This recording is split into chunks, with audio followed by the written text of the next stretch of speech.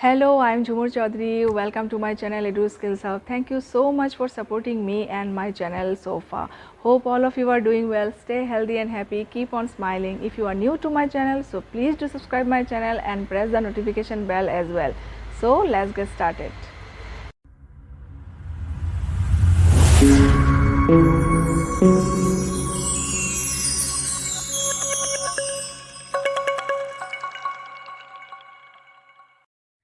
Today I will tell you about Platonic justice, what Plato says about justice.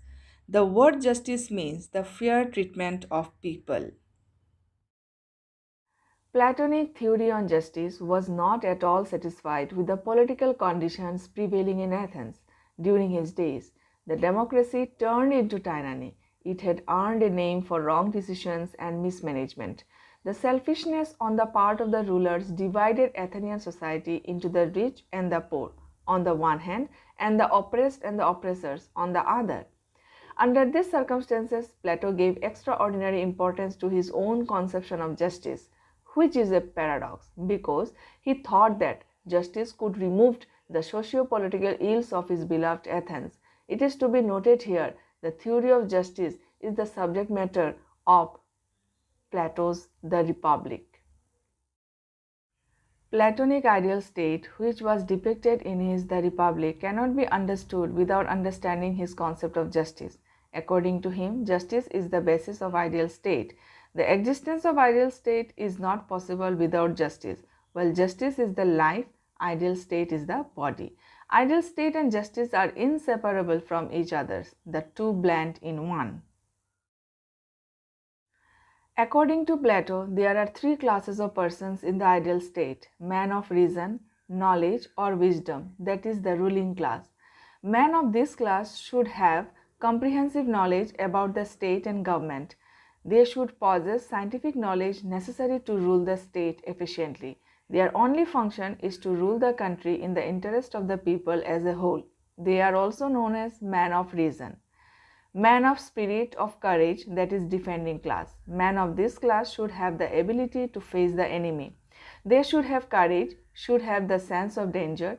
Their only function is to defend the ideal state from all kinds of threatening and attack. People belonging to this class are also known as men of spirit. This class is also known as military or warrior class. Then man of appetite, that is the producing class. This class is composed of workers, husbandmen, and providers of food, clothing, and other useful materials. This class should engage itself solely in the production of such things. This class is also known as man of appetite.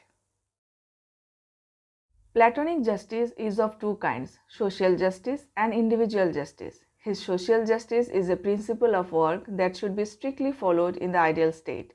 Each class should perform its role efficiently in the state. When each class minds its own business, not interfering with the task of the other classes, it is known as social justice. It is the principle of minding one's own business for which one is naturally fitted for. Thus, the ideal state naturally makes progress towards peace and prosperity. According to Plato, as the ideal state has three classes, similarly, there are three elements in every individual mind: reason, spirit, and appetite. Reason here means the capacity to know, capacity to understand and think before one acts. Spirit means indignation, courage, determination, the capacity to defy the enemies. Appetite means instinctive desire, greed, and selfishness.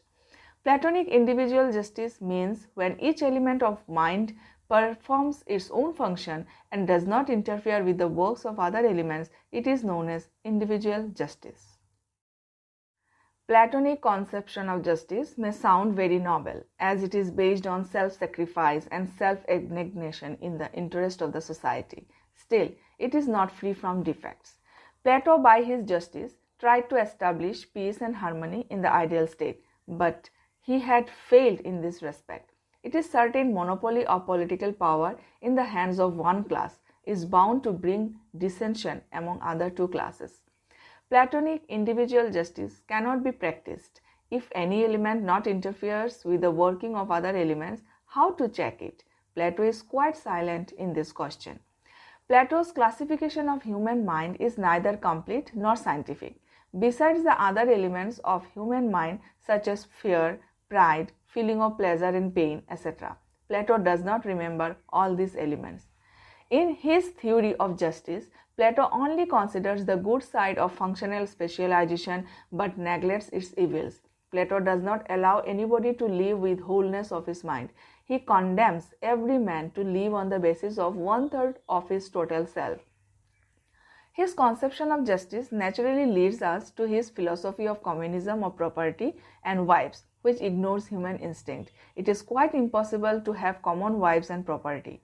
Justice should be uniform and universal, but Platonic justice has special inclination for the ruling class. The very idea of having a privileged class defeats the whole conception of justice.